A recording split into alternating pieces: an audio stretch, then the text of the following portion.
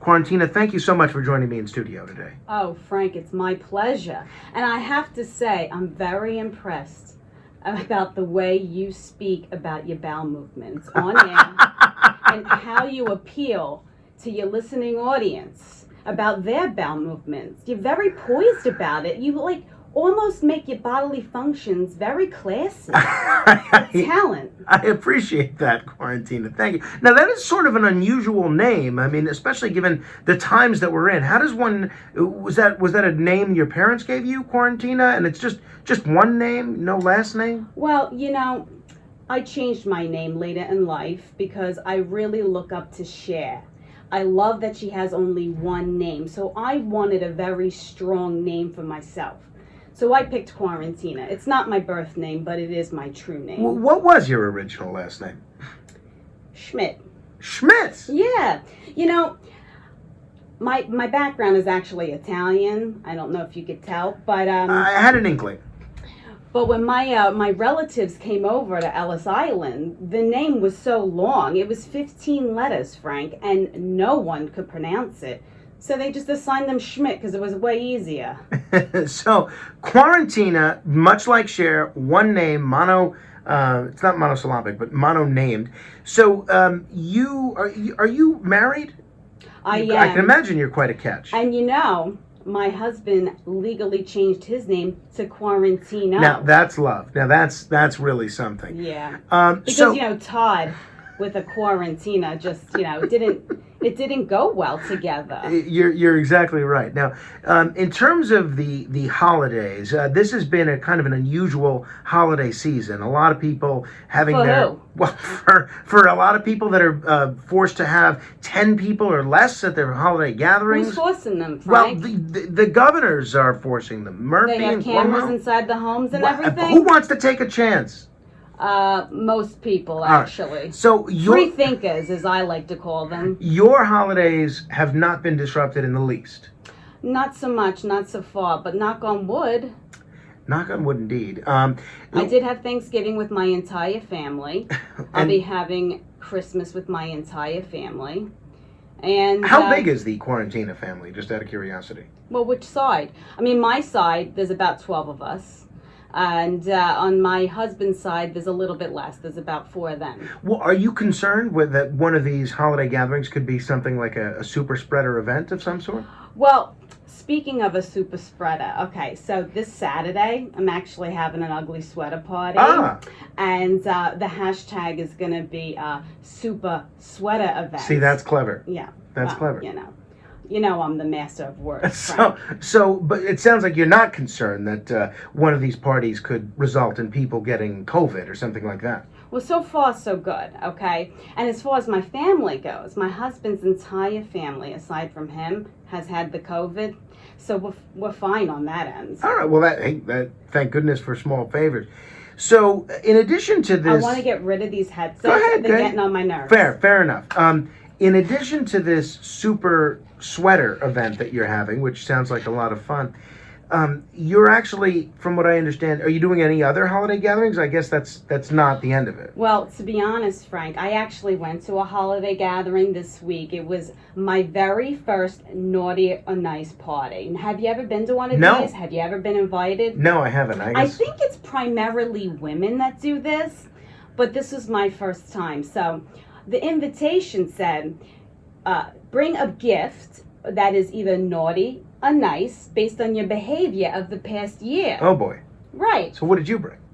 Well, apparently, though, naughty had more of a sexual connotation, and I had no idea. Oh, boy. I thought of it as more snarky. So all of my gifts had some form of profanity on them, thinking it was very funny, and it was, and the recipient was very happy, but apparently I'm the only person who didn't know that naughty meant naughty. Well, I guess you're just hanging around with a sexually depraved group of friends, it would appear. If you're just tuning in, we're talking with QuaranTina. There's only one name, just QuaranTina, the perfect icon for these times. And, a lot of people have suggested that we should try and get the vaccine this year and maybe be back to normal by Christmas. Are you going to get the vaccine? Oh, Frank, I have a feeling you and I are going to argue today. I have a feeling you and I are going to argue. I saw your little snarky post on the Facebook.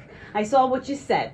You said that people who proclaim loudly that they're not getting the vaccine are dangerous? Is that what you called them? I don't think I went that far, but I said something like that. I'm Sure. pretty sure you said dangerous. I think maybe some of the rhetoric. I may have screen grabbed it just for proof. But my phone is nowhere near me right now. So you're not going to be getting the vaccine, I guess. I'm not lining up for that vaccine. Are you? Well, I'm not going to line up, but if it's offered to me at a convenient time where I don't have to wait in line, are you someone then who gets the flu vaccine? Yes, I started last year. Yes. And have you had the flu? No, since? I've been flu free. All right. Well, you keep me posted on that one. I will. But you're not scared of a new vaccine? No, I'm not scared of a new vaccine. Why? Well, because I have, I feel like the 100,000 or so people. You think maybe the goatee will help you just exactly excrete the entire thing whatever, in case your body doesn't agree with anything that's bad in there, you push it right out. Now, all right, so we'll agree to disagree on the vaccine. I want to hear more about your theories on this vaccine because I know you're a doctor and you're not. But go ahead. I want to hear what you have to say. But the doctors have said that the vaccine is safe. Wow. But you're not convinced. Well, what doctors? You're talking about Dr. Fauci? We're Well, talking about Dr. Fauci. among others, right? That he doesn't have a lot of credibility with you? He's all right. I don't mind Dr. Fauci. I just don't understand new drugs. And everybody said they rushed the vaccine. Scares me. It doesn't scare you at all. No, it doesn't. You know, I think the trials and the FDA approval and the CDC approval and all the independent analyses of these vaccines, I feel pretty good about them.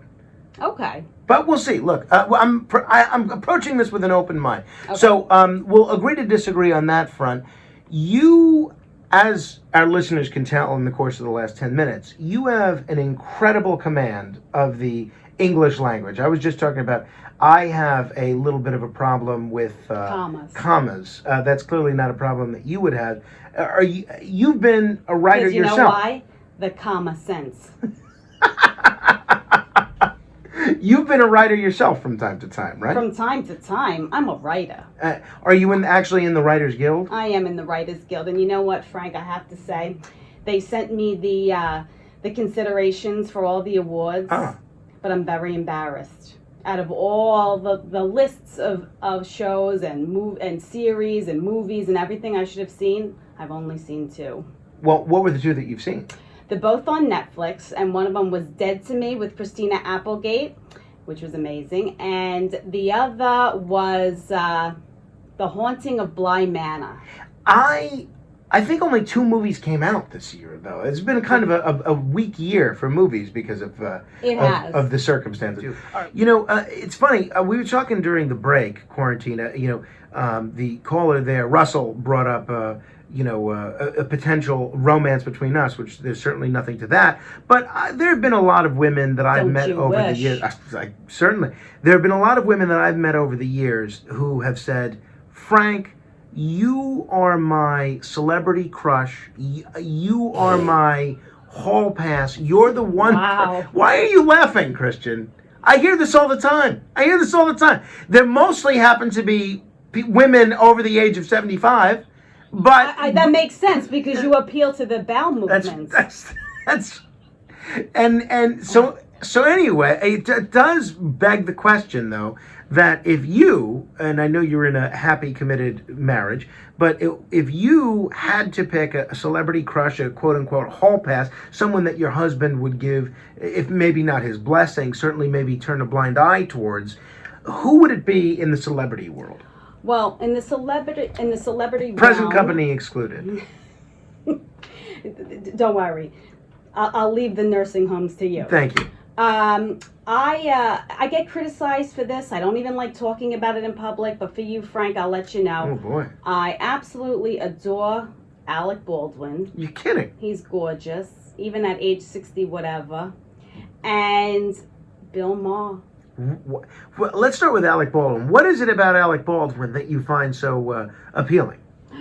What isn't appealing He seems about like Alec he has Baldwin? some strong anger management issues. Forget all that. He's funny. His eyes. He's got dimples. He's got a beautiful smile. And as he got older, he got more handsome, even though he's a bit chubby. I would venture to guess he's not willing to change his name to QuaranTino. That's for sure. 800-848. I take offense to that. It's Friday. What's on your agenda for the weekend, QuaranTina? Well, the first thing right now is to convince people that Bill Maher and Alec Baldwin are worth everybody's time. I mean, people look at me when I say that as if I'm like saying like James Carville's my guy. Like, no, like there's nothing wrong with those men. Well, Bill Maher, he has a tendency to date these trophy girlfriends, all much younger. I mean, that would seem to indicate a level of superficiality that I wouldn't think somebody of your substance would appreciate. Oh, this coming from a man. If you had his money, his fame, and you were single, and women were throwing themselves at you, well, I don't know if they're totally throwing themselves at him, but if they were throwing themselves at you, what are you going to say? No, I have more dignity than this. I'm going to date someone my age. And who takes diuretics on a daily basis. Too much.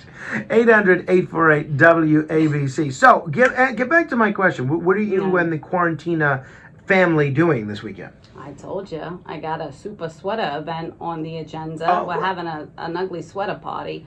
I'm actually going to be wrapping gifts, getting some last-minute shopping done, and, then the good old football Sunday. Who are you supporting football-wise? Are you hoping the Giants can make this playoff run a reality?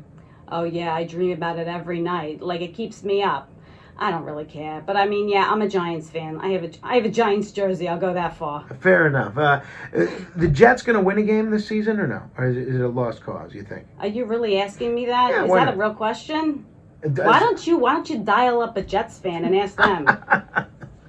Fair enough. Christian's very bitter whenever I bring up the New York Jets. All right. Well, we're just about out of time because we're going to do 15 seconds of fame when we come back.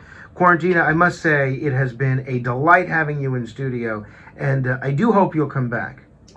If you invite me, I'll show up. Yeah, and even if you're not vaccinated, I do appreciate your advocacy for small businesses, for parents, and for a more sane culture. So thank you. Oh, you're very welcome. All right. Where can people get a hold of you if they want to reach you? Are you appearing anywhere? Well, you know what? I have to say, my cousin, puts all my stuff on her social media. Her name's Marlena Shivo. She's a talentless hack. So people can, if they want to get in touch with QuaranTina, they can find Marlena Shivo, SCHIAVO.